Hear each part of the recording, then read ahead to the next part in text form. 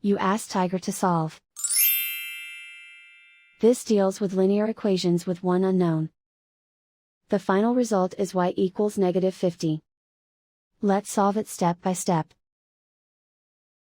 Group all constants on the right side of the equation. Subtract 4 from both sides. Simplify the arithmetic.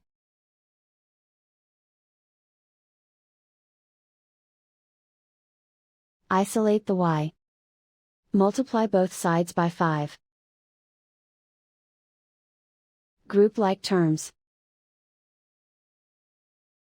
Multiply the coefficients.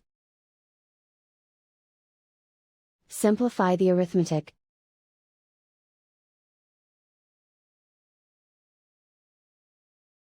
Isolate the y. Multiply both sides by -1.